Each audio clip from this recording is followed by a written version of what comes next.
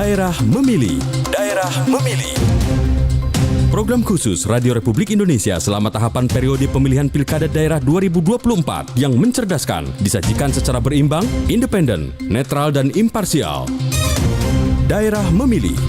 Simak pada semua program siaran radio dan kanal platform digital RRI mulai Jumat 6 September 2024 pukul 8 waktu setempat.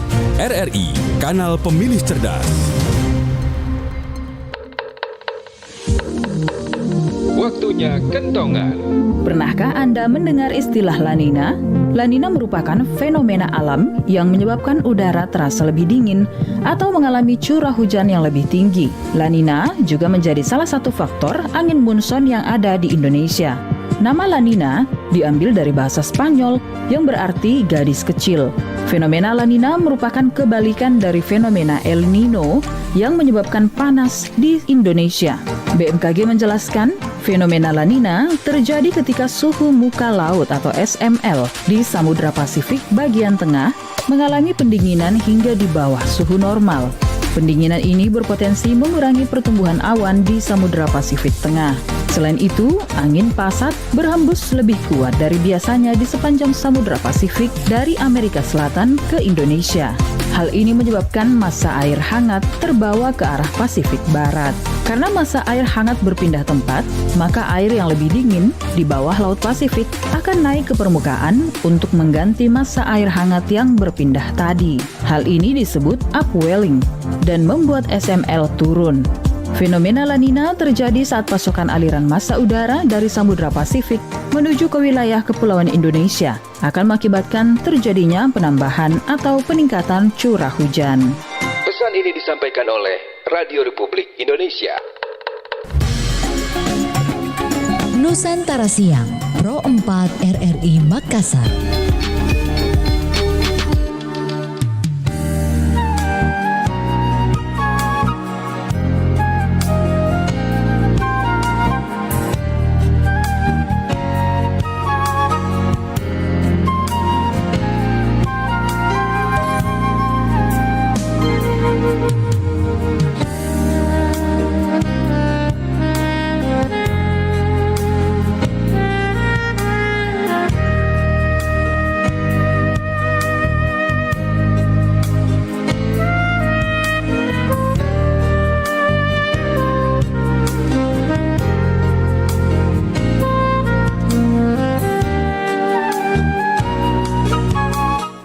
Assalamualaikum warahmatullahi wabarakatuh. Shalom, selamat pagi, salam sejahtera. Om Santi, Santi Om Namo Buddhaya.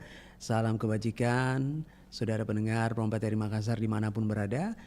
Senang sekali saya Richard Ferdinand kembali hadir. Kita sekarang sudah di part 2 dan hari ini kita bersama dalam obrolan tematik RB ya. Pengentasan kemiskinan di edisi Halo Selasa tanggal 29 Oktober 2024. Tema utama besar kita hari ini, sahabat budaya, membangun pendidikan vokasi, jalan keluar dari kemiskinan perkotaan, bersama narasumber kami yang sudah hadir pagi hari ini. Beliau adalah Bapak Yasmain Gasba, SPD MPD, selaku Kepala Bidang PAUD dan Pendidikan Masyarakat. Assalamualaikum warahmatullahi wabarakatuh. Waalaikumsalam warahmatullahi wabarakatuh. Selamat pagi jelang siang. Ya, kabar baik Bapak ya. Alhamdulillah sehat.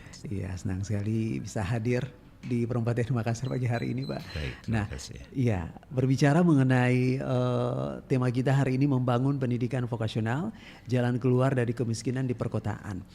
Nah, tujuan program vokasional dalam konteks pengentasan kemiskinan di perkotaan ini kira-kira seperti apa ini, Bapak? Mohon izin. Baik, terima kasih banyak.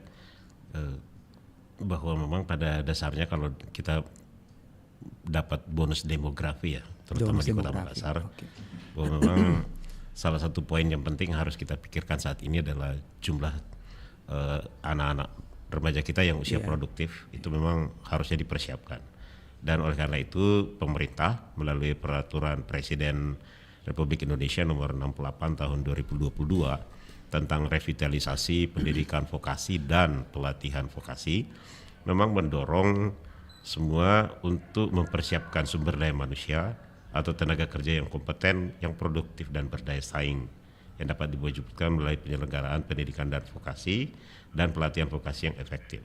Jadi pada prinsipnya memang pendidikan vokasi ini sekarang itu pendidikan dan pelatihan.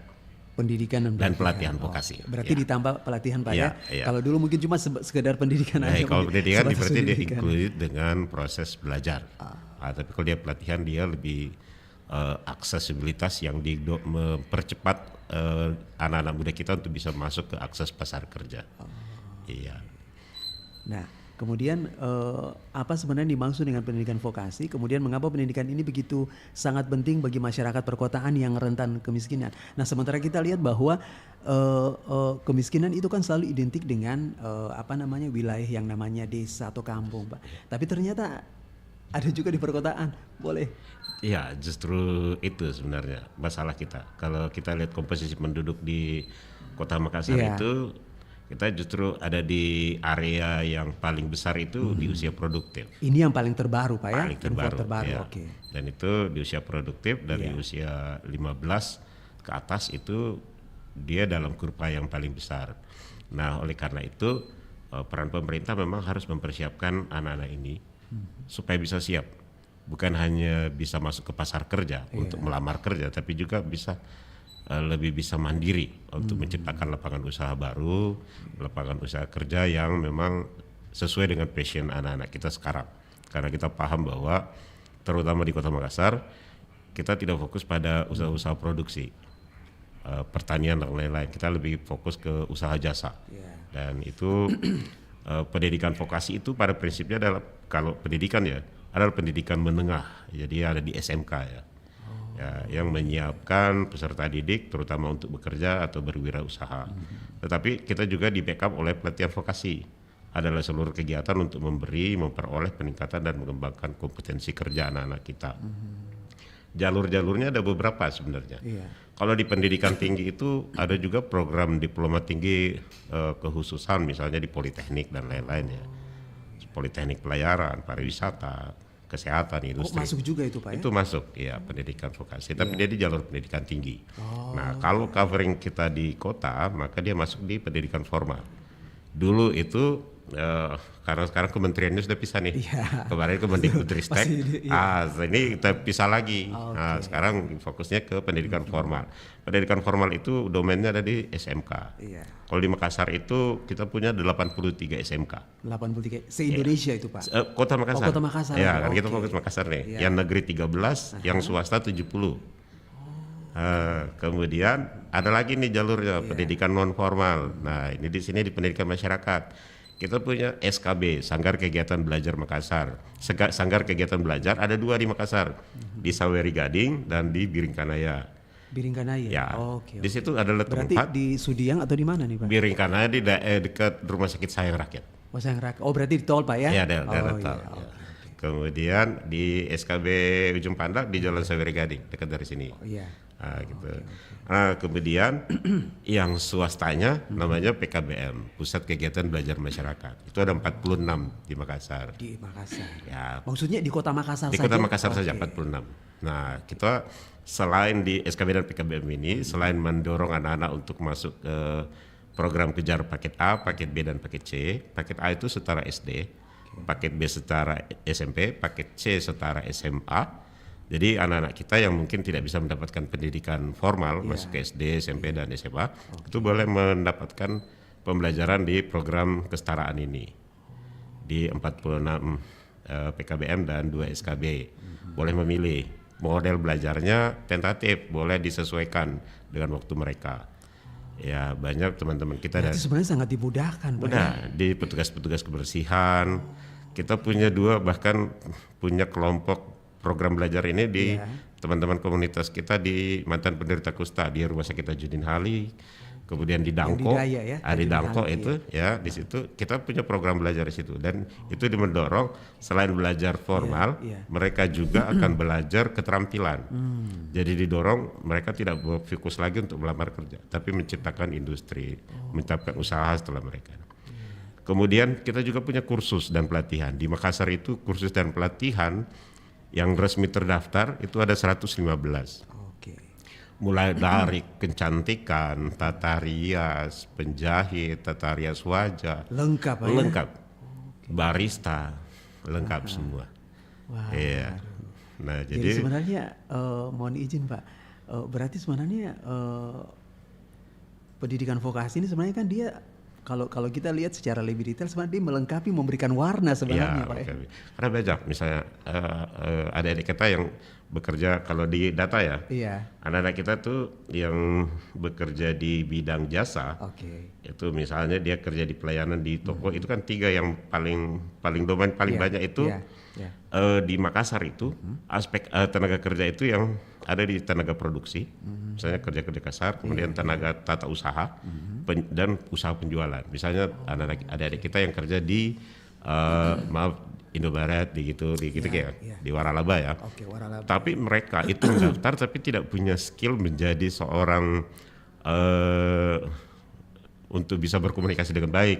Nah, kadang-kadang itu timbul masalah gitu ya. Nah, coba kalau misalnya kita komunikasi. Kalau kita ke restoran Jepang tuh kalau kita lewat aja dia masih gitu kan, mari. Nah, itu karena memang mereka udah dibekali dengan keterampilan menjadi di jasa itu. Nah, banyak anak-anak kita yang bekerja di sektor itu tapi tidak memiliki tidak dibekali pengetahuan itu. Jadi mereka itu karena lepasan, dan sayangnya lepasan SMA kita masih lebih banyak dibanding lepasan SMA. Kalau data kita masih lebih banyak. Lebih banyak Pak ya? Iya. Jadi sebenarnya kalau kita bicara tentang ruang pendidikan vokasi ini udah banyak. Sangat banyak. Sisa passion anak-anak kita harus didorong gitu. Didorong untuk benar-benar punya keinginan. Maaf sekarang ada perubahan style gitu. Anak-anak kita tuh pengen jadi YouTuber, pengen jadi gitu ya. Nah, itu merubah lifestyle mereka gitu. Padahal harus paham bahwa hampir tidak ada jalan tol untuk paham susah. Dulu sebenarnya. Paham dulu gitu ya. Skill apa yang diperlukan gitu itu ya. Dia. Nah, Pak, mohon izin tadi Bapak mengatakan bahwa kementerian kan dipisah ya. Nah, sudah dipisah. Nah, kalau dari pengalaman Bapak ini ketika akhirnya dipisah ini apa? Dia lebih efektif memberikan lebih banyak warna atau bagaimana ini Pak? Sama saja sih sebenarnya. Karena yang dipisah hanya kan Kementerian Pendidikan Tinggi gitu ya. Cuman kita berharap setelah pisah Kementerian Pendidikan Tinggi, anak-anak kita yang memang kalau dilihat dari jumlah tenaga kerja kita kan, itu anak-anak yang lulusan S1, S2 memang masih lebih banyak yang kerja di lulusan di SMA, SMK. Itu kurvanya masih lebih banyak. Nah, oleh karena itu kita berharap sebenarnya perguruan tinggi itu, apalagi dia di sektor vokasi, dia kurikulumnya harus lebih banyak untuk membentuk anak-anak itu menjadi entrepreneur. Bukan lagi untuk pilihannya lebih banyak ya, pilihan lebih banyak. Dan punya anak keluar itu anak-anaknya punya passion untuk membuat usaha sendiri, bukan numpang lagi gitu. Nah, kalau nanti capek-capek kuliah 3 tahun terus ikut melamar pekerjaan lagi, ya tidak worth it dengan biaya yang kita keluarkan. Betul Pak ya.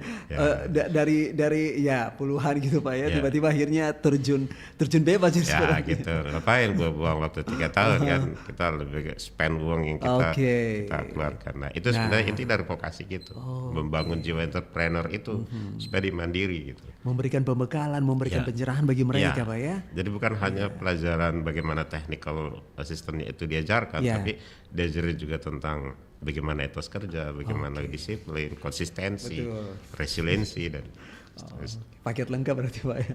Harus. Nah, kemudian bagaimana, apa tantangan utama yang dihadapi oleh pemerintah Kota Makassar dalam mengimplementasikan pendidikan vokasional ini Pak? Iya, tantangan utamanya tentunya karena jumlah SMK yang di Makassar ya.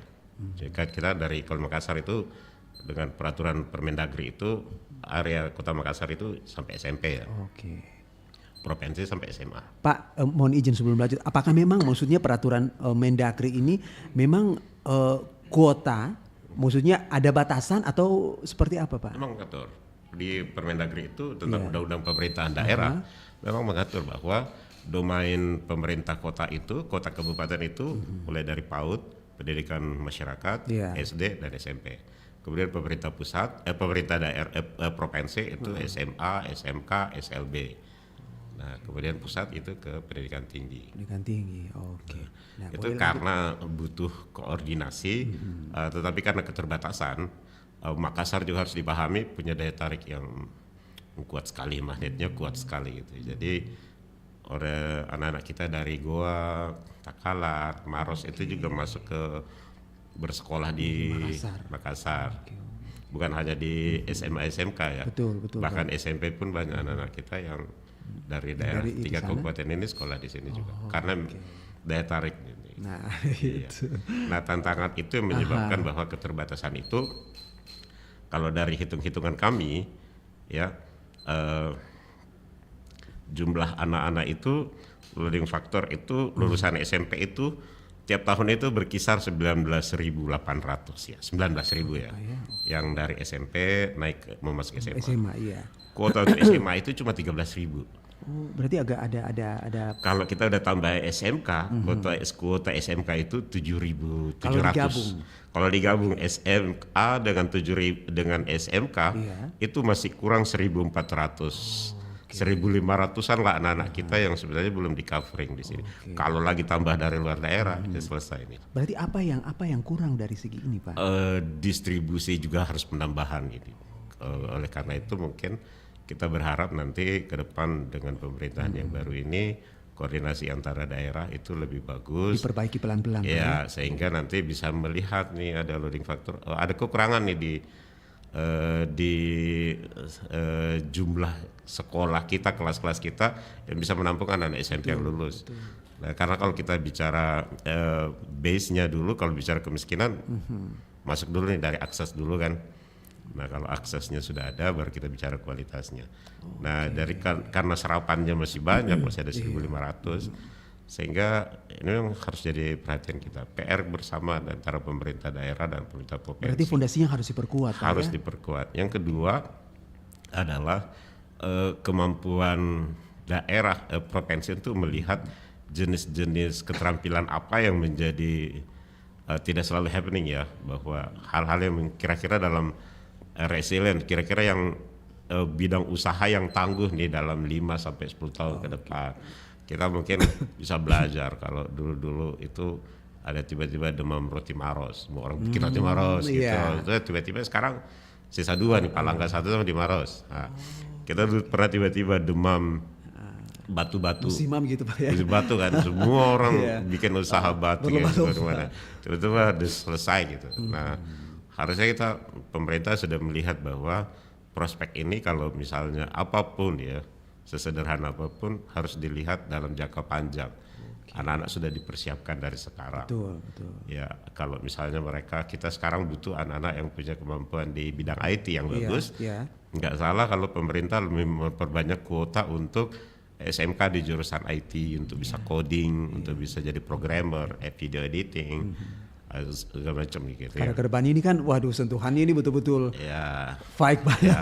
Sementara jumlah SMK kita yang yang ada seperti itu terbatas. Sementara anak-anak yang mau masuk ke situ jadi banyak sekali. Serbuannya begitu kuat Pak ya. Kenapa tidak pemerintah kita membuka ruang itu lebih besar? Karena itu kalau kita lihat prospek dari pengelolaan IT ini kan mungkin ya dalam 10 tahun masih kuat ya. Masih kuat. Mungkin juga masih relevan Pak. Ada SMK-nya juga sudah mulai mengajarkan tentang AI kan, artificial intelligence, dan itu harus dilirik gitu ya. Karena anak-anak kita di PAUD pun sekarang mulai udah belajar coding. Nah, iya. SD sudah belajar coding, sudah belajar robot, SMP udah buat robot. Sementara kita yang waktu kalau kita melihat tahun ke belakang itu masih belum Pak ya. Kalau misalnya pemerintah tidak melihat bahwa keinginan, bakat atau passion anak-anak kita ini sebagai sebuah peluang, terus begitu masuk tiba-tiba langsung masuk SMA. Nah, mereka senjatanya apa nih? Gitu. Masuk SMA dia belajar formal lagi. Kalau masuk SMA kan memang tujuannya untuk masuk ke jenjang pendidikan tinggi. Bakat yang tadi sudah mau tidak mau pasti muaranya ke kuliah gitu. Jadi hilang gitu. Tinggi, betul. Ya, berarti memang pop kultur yang harus diperbaiki atau gimana harus, Pak? Harus. Kita harus belajar untuk mulai bisa melihat potensi seperti itu. Iya, sambil sementara terus menjaga khasanah budaya kan. Nah, ya karena tantangan dari luar kita enggak filternya harus betul-betul tetap sehat gitu Pak. Oke, Bapak mohon izin kita jeda dulu sebentar Pak. Nanti setelah itu kita lanjut di sesi yang kedua. Sahabat budaya jangan kemana-mana. Males banget pergi ke sekolah. Males belajar. Kenapa sih harus sekolah? Buang-buang waktu aja. Orang yang gak sekolah aja bisa dapat kerja. Mending lanjut itu lagi deh. Loh, Dek. Kok belum mandi? Nanti telat ke sekolah. Hari ini kan ada upacara. Mager, Bu. Aku gak mau sekolah. Mau libur aja. Sehari ini aja deh. Please. Boleh ya? Dek, Ibu sedih loh kamu ngomong gitu. Generasi muda adalah generasi penerus bangsa. Pendidikan yang berkualitas akan mampu menciptakan generasi muda yang kreatif, kompetitif, dan inovatif, sehingga mampu menghadapi tantangan globalisasi dan kemajuan teknologi.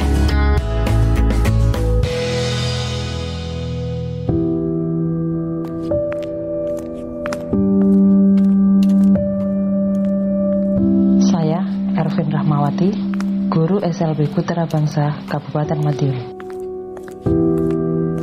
Mimpi yang dulu aku impikan sedikit demi sedikit menjadi kenyataan. Menjadi seorang guru, memberikan ilmu dan mencerdaskan anak negeri ini.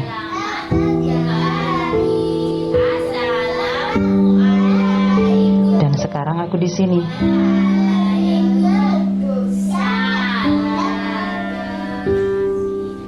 Tak mudah menjadi guru bagi anak-anak spesial ini. Tidak mudah untuk menjalankan ini semua. Kadang capek. Tapi satu hal yang aku tahu, bahwa mereka adalah mutiara walau tak selalu nampak.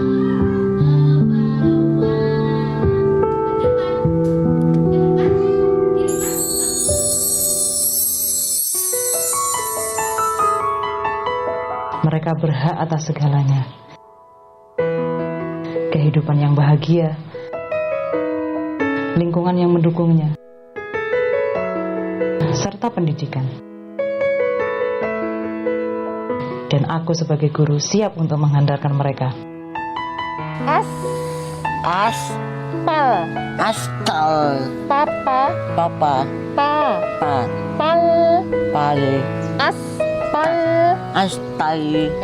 aspal. Semua tidak akan tahu apa yang akan terjadi di hari ini dan esok hari.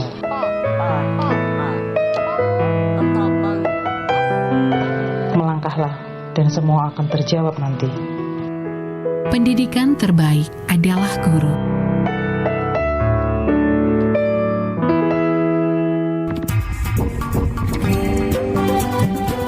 Anda masih mendengarkan Nusantara Siang, Pro 4 RRI Makassar.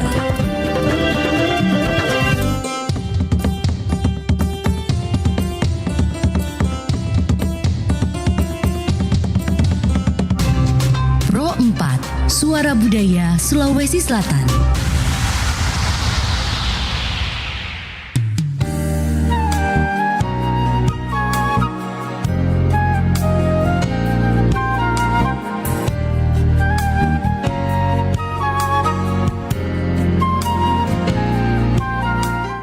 Iya, sahabat budaya dimanapun berada, kita masih bersama dalam obrolan tematik RB, pengentasan kemiskinan, bersama narasumber kami, Bapak Yasmain Gasba SPD MPD selaku Kepala Bidang PAUD dan Pendidikan Masyarakat. Terima kasih Bapak masih bersama kami di sini. Oke, nah Pak, ini sekarang kita udah masuk di sesi kedua nih Pak ya, mohon izin. Iya, kira-kira apa strategi dari Dinas Pendidikan Kota Makassar ini untuk meningkatkan akses pendidikan vokasional bagi masyarakat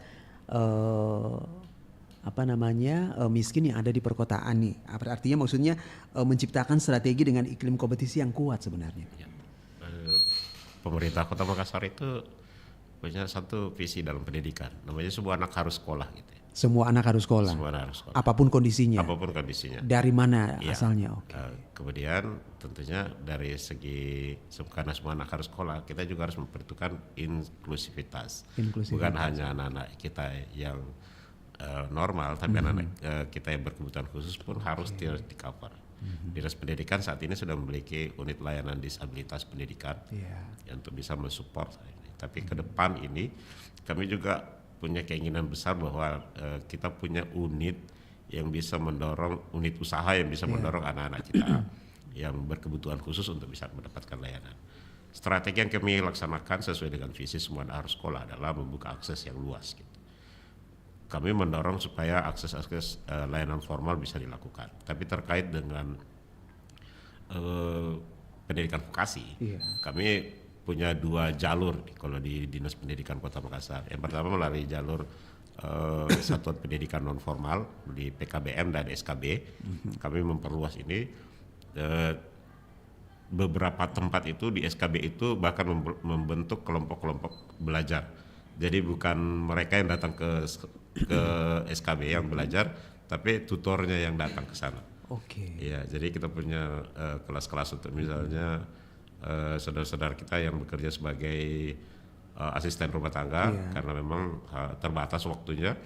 Jadi mereka akan ditempatkan selain belajar offline juga mereka belajar online. Para pengajar ini mereka dari konsentrasi pendidikan itu kalau di pengajar pendidikan non formal namanya tutor. Tutor, oke. Ya, tutor itu mereka juga punya pengetahuan formal untuk mengajarkan berbagai jenis mata pelajaran. Nah, di PKBM dan SKB ini diwajibkan untuk memiliki pendidikan vokasional. Seperti misalnya kami punya PKBM kader bangsa itu di daerah Parakukang, itu dekat tempat pemulung di sana. Kita punya unit usaha misalnya membuat karangan bunga. Nah itu kalau ada ini order ke sana. Di tempat-tempat lain punya usaha-usaha juga. Nah jadi anak-anak itu setelah mendapatkan ijazah SMA, Anda harus kepikir mau melamar kerja di mana nih. Saya udah punya ya. Di SKB punya unit usaha mengajarkan tentang tata boga, cara memasak makanan, cara menjahit, sablon, konveksi. Nah itu diajarkan secara rutin sambil mereka belajar pendidikan formal. Jadi kalau nanti kita dorong, udah gak usah deh, sudah punya keterampilan bidik usaha. Kalau dia usaha, nanti pemerintah akan memberikan bantuan alat-alatnya. Ya, kemudian jalur lain adalah melalui jalur lembaga kursus dan pelatihan berbagai jenis. Nah, anak-anak ini masuk di usia produktif memang antara 17 sampai 22 tahun. 22-23 gitu Pak ya? Ya, 22-23. Kementerian memberi batas sampai 22. 22 tahun, oke.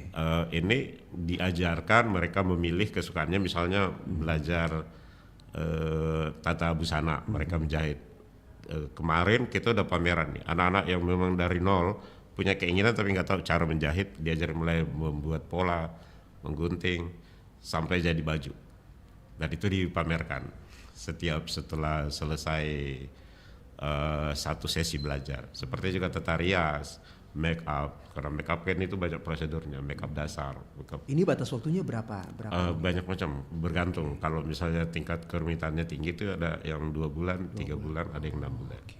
Nah, kemudian setelah anak-anak kita mengikuti kursus pelatihan itu di LKP, mereka kan dikelompokkan dalam satu kelompok usaha UMKM.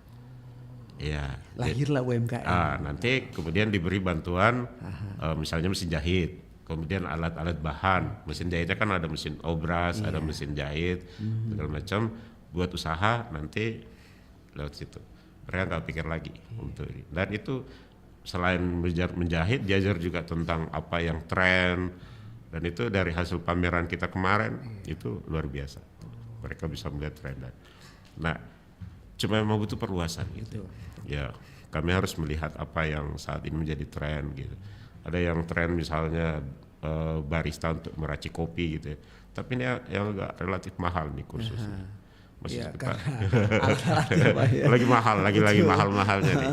Iya, kemarin kan sempat viral tuh minum kopi 1 cangkir aja tuh, aduh, UMR-nya Jakarta. Ya. Nah, jadi ini kami lagi mencari apa ya? Kalau ada yang mau endorse nanti Dinas Pendidikan nanti kita bantu. Gitu ya. Kami warai kami. Tapi untuk anak-anak kami yang sudah karena kami punya juga data khusus untuk pengentasan anak tidak sekolah.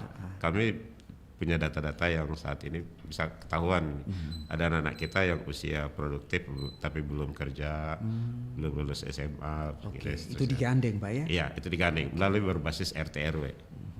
Nah jadi kalau misalnya di tempat kursus yang ada di kecamatan misalnya di Mamajang, mereka mau mengadakan kursus nggak usah jauh-jauh lagi, cukup ada di situ. Ya nanti RT RW-nya yang mendorong masuk masuk kliennya itu warga belajarnya. Gitu. Jadi nanti kita akan terkonsentrasi dalam satu link begitu basis-basis usaha gitu. Oke.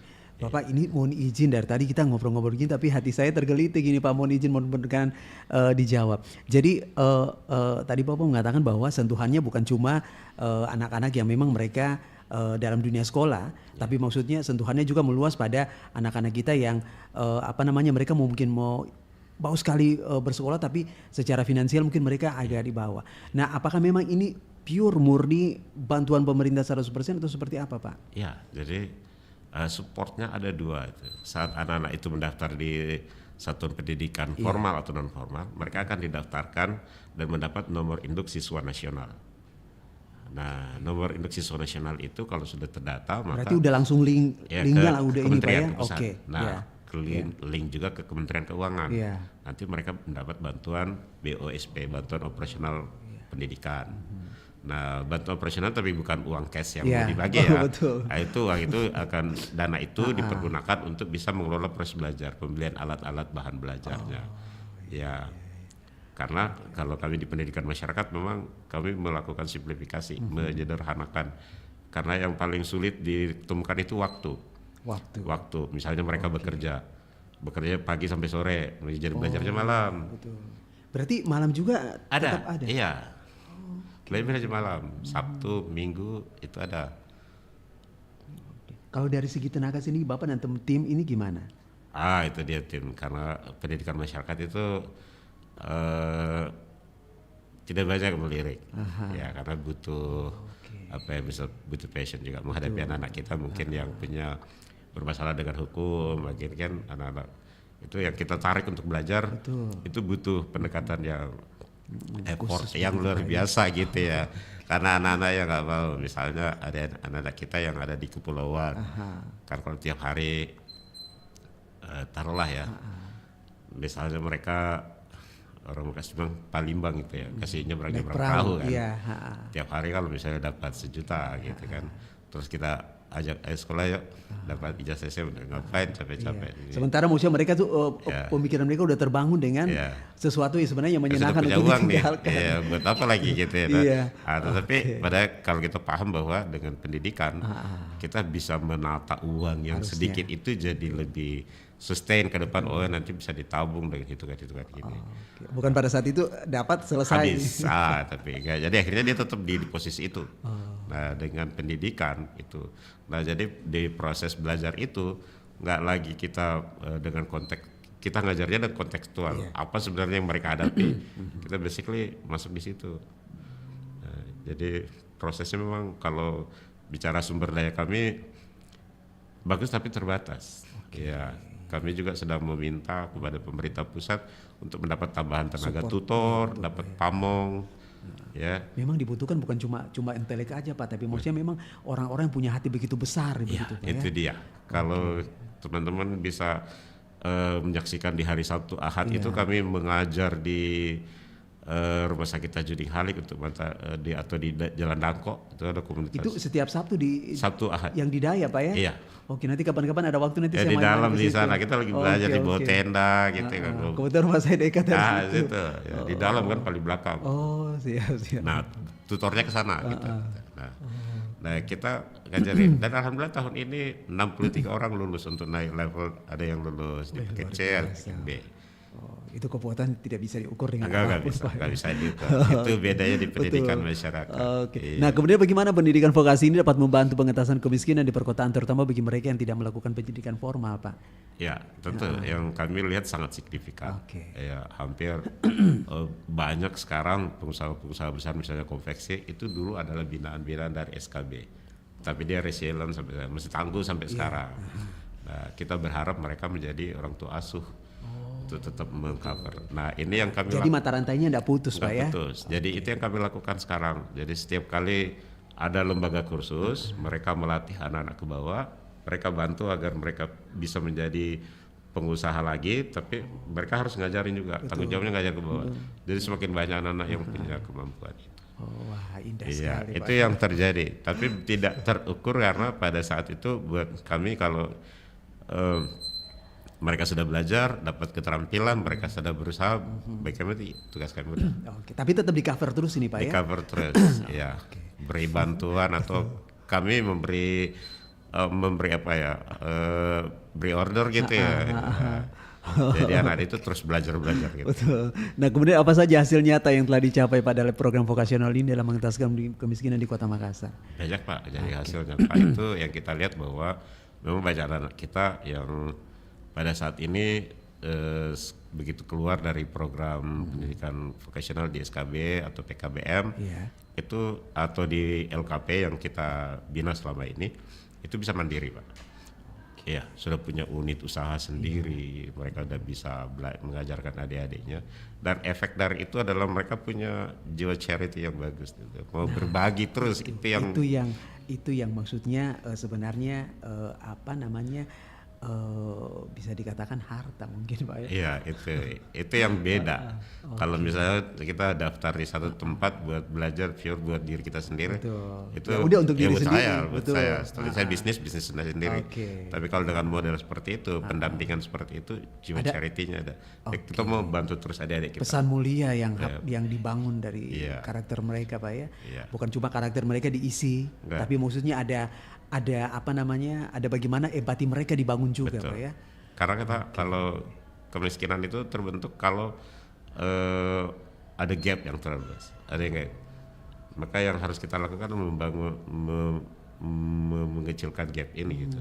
Caranya mengecilkan gap ini adalah membangun suatu memang nggak bisa hilang Pak ya, tapi paling tidak mengecilkan gapnya dengan cara membentuk jejaring gitu. Kalau jejaring maka rasa itu terbentuk kuat. Nah itu kuncinya adalah di charity itu. Charity itu, jiwa itu harus dibangun dengan model pendekatan seperti yang kita lakukan.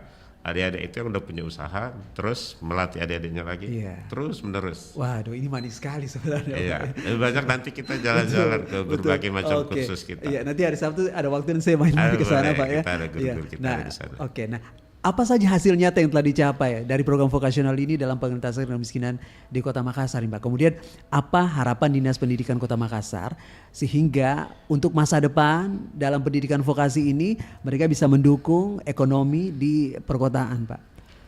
Ya kalau yang tadi saya sampaikan bahwa memang kalau hasil nyata memang kalau mengukur secara kuantitas memang belum bisa signifikan ya. Oke, tapi kan sudah kelihatan Pak ya. Karena memang kami melakukannya bukan dalam profit oriented. Kalau profit oriented kita bisa ukur. Betul. Berapa investasi yang saya tanam, berapa hasil yang tumbuh. Itu-itunya jelas. Jelas. Tapi karena kita jiwanya ada di situ, pendekatannya adalah mengedukasi, membangun jiwa entrepreneurship. Maka buat kami berapa banyak anak-anak yang sustain yang masih bisa berkelanjutan sustainable-nya usahanya, itu menunjukkan itu adalah usaha yang besar yang harus kita pertahankan. Karena dengan mereka tetap bertahan di dalam tekanan ekonomi seperti itu, maka potensi kemiskinan kan akan makin tergerus. Betul. Ya.